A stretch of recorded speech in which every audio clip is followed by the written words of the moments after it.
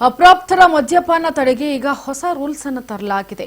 ಅಪ್ರಾಪ್ತರು ಮದ್ಯಪಾನವನ್ನ ತಡಿಬೇಕು ಅಂತ ಹೇಳಿ ರಾಜ್ಯ ಸರ್ಕಾರದಿಂದ ಹೊಸ ಹೊಸ ರೂಲ್ಸ್ ಗಳನ್ನು ತರ್ತಾ ಇದ್ದಾರೆ.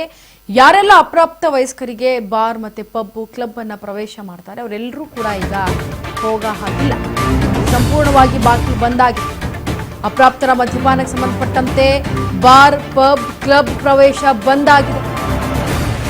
ರೆಸ್ಟೋರೆಂಟ್ ಮತ್ತು ಮದ್ಯ ಮಾರಾಟ ಸ್ಥಳಗಳಿಗೆ ಅಪ್ರಾಪ್ತರಿಗೆ ನಿಷೇಧ. ಅಪ್ರಾಪ್ತ ವಯಸ್ಕರ ಮದ್ಯಪಾನ ಕಟ್ಟುನಿಟ್ಟಾಗಿ ತಡೆಗಟ್ಟಲು ಸೂಚನೆ. ನಿಯಮಗಳನ್ನು ಕಟ್ಟುನಿಟ್ಟಾಗಿ ಪಾಲನೆ ಮಾಡಲು ಗೃಹ ಸಚಿವರು ಸೂಚನೆ ಕೊಟ್ಟಿದ್ದಾರೆ. ಅಪ್ರಾಪ್ತ ವಯಸ್ಕರು ಮದ್ಯ ಸೇವನೆ ತಡೆಯಲು ಅಧಿಕಾರಿಗಳಿಗೆ ಸೂಚನೆ ಕೊಟ್ಟಿದ್ದಾರೆ ಗೃಹ ಸಚಿವರು. ನಿಯಮ ಪಾಲನೆಗೆ ಬಾರ್ ಪಬ್ ವೈನ್ ಶಾಪ್ಗಳಿಗೆ ನಿರ್ದೇಶನ ಕೂಡ ಕೊಡ್ತಾ ಇದ್ದಾರೆ. ನಿಯಮ ಪ್ರಕಾರ ಅಪ್ರಾಪ್ತ ವಯಸ್ಕರಿಗೆ ಮದ್ಯ ಮಾರಾಟ ಅಪರಾಧ. ಹಾಗಾಗಿ ಬಾರು ಪಬ್ಬು ಏನೇ ಇದ್ರೂ ಕೂಡ ರೆಸ್ಟೋರೆಂಟ್ಗಳು ಇದೆಲ್ಲದಕ್ಕೂ ಕೂಡ ಕಡಿವಾಣ ಹಾಕಬೇಕಾಗತ್ತೆ.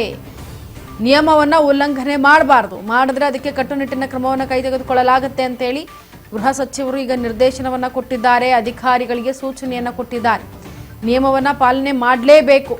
ಅಪ್ರಾಪ್ತರು ಅಂತಂದ್ರೆ ವಯಸ್ಸಿನಲ್ಲಿ ಚಿಕ್ಕವರು. ಈಗ ಏನು ಸರ್ಕಾರ 18+ ಯಾರಿರ್ತಾರೆ ಅವರೆಲ್ಲರೂ ಕೂಡ ಮೆಚ್ಯೂರ್ಡ್ ಪೀಪಲ್ಸ್ ಅಂತ ಹೇಳಿ ಅವರನ್ನ ಬಿಡ್ತಾರೆ. ಯಾಕಂದ್ರೆ ಮೆಚ್ಯೂರ್ ಆಗಿರುತ್ತೆ, ಇದು ಮಾಡಬೇಕು ಮಾಡಬಾರ್ದು ಸರಿ ತಪ್ಪು ಅನ್ನೋದನ್ನ ಗ್ರಹಿಸ್ತಾರೆ ಅನ್ನೋ ಕಾರಣಕ್ಕೆ ಅವರನ್ನ ಮೆಚುರೇಟೆಡ್ ಅಂತ ಅಥವಾ ಒಂದು ಮೆಚ್ಯೂರ್ ಆಗಿರೋರು ಅಂತ ಹೇಳ್ತಾರೆ. ಆದ್ರೆ ಅಪ್ರಾಪ್ತರು ಅಂತ ಬಂದಾಗ 18 ವರ್ಷಕ್ಕಿಂತ ಕೆಳಗಿರೋರಿಗೆ ಯಾವುದೇ ಒಂದು ಗ್ರಹಿಸುವಂತಹ ಶಕ್ತಿ ಆಗಲಿ ಅವರಿಗೆ ಇರೋದಿಲ್ಲ. ಯಾಕೆಂತಂದ್ರೆ ಇವಾಗ ತೋರಿಸಿದ್ದೆಲ್ಲ ಕರೆಕ್ಟ್ ಮಾಡಿದ್ದೆಲ್ಲ ಕರೆಕ್ಟ್ ಅನ್ನೋ ಒಂದು ಮೈಂಡ್ ಸೆಟ್ ಅಲ್ಲಿ ಇರುತ್ತೆ ಮಕ್ಕಳದು. ಸೊ ಹಾಗಾಗಿ ಮಕ್ಕಳು ಯಾರಿದ್ದಾರೆ ಅವರು ಪಬ್ಬು ಮತ್ತೆ ರೆಸ್ಟೋರೆಂಟ್ಗಳು ಮತ್ತೆ ಏನು ಕ್ಲಬ್ಗಳು ಇದೆಲ್ಲದಕ್ಕೂ ಕೂಡ ಬಾರ್ಗಳು ಇದೆಲ್ಲದಕ್ಕೂ ಕೂಡ ಪ್ರವೇಶ ಇಲ್ಲ. ಅವ್ರಿಗೆ ಸಂಪೂರ್ಣವಾಗಿ ಬಂದ್ ಮಾಡಲಾಗಿದೆ. ಯಾವುದೇ ಕಾರಣಕ್ಕೂ ಅಪ್ರಾಪ್ತ ವಯಸ್ಕರಿಗೆ ಈ ಎಲ್ಲ ಒಂದು ಬಾರ್ ಆಗಿರ್ಬೋದು ಪಬ್ ಆಗಿರ್ಬೋದು ಕ್ಲಬ್ ಆಗಿರ್ಬೋದು ಅಲ್ಲಿಗೆ ಪ್ರವೇಶವನ್ನ ಮಾಡೋ ಹಾಗಿಲ್ಲ ಅಂತೇಳಿ ಗೃಹ ಸಚಿವರು ಹೇಳಿದ್ದಾರೆ. ಇದ್ರ ಬಗ್ಗೆ ಮತ್ತಷ್ಟು ಮಾಹಿತಿಯನ್ನು ಕೊಡೋದಕ್ಕೆ ನಮ್ಮ ಪ್ರತಿನಿಧಿ ವಿನುತಾ ದೂರವಾಣಿ ಸಂಪರ್ಕದಲ್ಲಿ. ವಿನುತಾ, ಈಗ ಗೃಹ ಸಚಿವರು ಏನ್ ಹೇಳಿದ್ದಾರೆ ಅಪ್ರಾಪ್ತರ ಬಗ್ಗೆ ಮತ್ತಷ್ಟು ಡೀಟೇಲ್ಸ್ ಕೊಡಿ. ವಿನುತಾ, ನನ್ನ ಧ್ವನಿ ಕೇಳಿಸ್ತಾ ಇದೆಯಾ?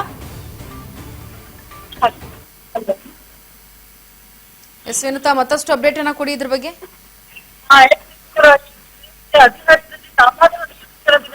ಮದ್ಯಪಾನ ಮತ್ತೆ ಮಾದಕ ದ್ರವ್ಯಗಳ ಒಂದು ಅತಿಯಾದ ಬಳಕೆ ಆಗ್ತಾ ಇದೆ. ನಿಯಂತ್ರಣವನ್ನ ಮಾಡೋದಿಕ್ಕೆ ನಿಜಕ್ಕೂ ಸರ್ಕಾರ ಒಂದು ಅರಸಾಹಸವನ್ನೇ ಪಡ್ತಾ ಇತ್ತು ಅಂತ ಹೇಳ್ಬೋದು. ಆ ಒಂದು ನಿಟ್ಟಿನಲ್ಲಿ ಈಗ ಸರ್ಕಾರ ಒಂದು ದೊಡ್ಡ ಆತಂಕವನ್ನ ಕಡಿಮೆ ಮಾಡಿಕೊಳ್ಳಲು ಮುಂದಾಗಿರುವಂತದ್ದು. ಇನ್ನು ಚಿಕ್ಕ ವಯಸ್ಸಿನಲ್ಲಿ ಏನೋ ದುಶ್ಚಟಗಳಿಗೆ ದಾಸರಾಗಿ ತಮ್ಮ ಆರೋಗ್ಯವನ್ನ ಹಾಳು ಮಾಡ್ಕೊಳ್ತಾ ಇತ್ತು ಅಂತಹ ಒಂದು ವರ್ಗಕ್ಕೆ ಇದೀಗ ನೂತನ ಗೃಹ ಸಚಿವರಾಗಿರುವಂತಹ ಪ್ರಿಯಾಂಕ ಖರ್ಗೆ ಅವರು ಒಂದು ಇಂಥ ನಿರ್ಧಾರವನ್ನ ಮಾಡಿರುವಂತಹ ಅವರನ್ನ ಮದ್ಯ ವ್ಯಸನದಿಂದ ತಡೆಯುವಂತಹ ನಿಟ್ಟಿನಲ್ಲಿ ಈ ಒಂದು ಕ್ರಮಕ್ಕೆ ಮುಂದಾಗಿರುವಂತದ್ದು.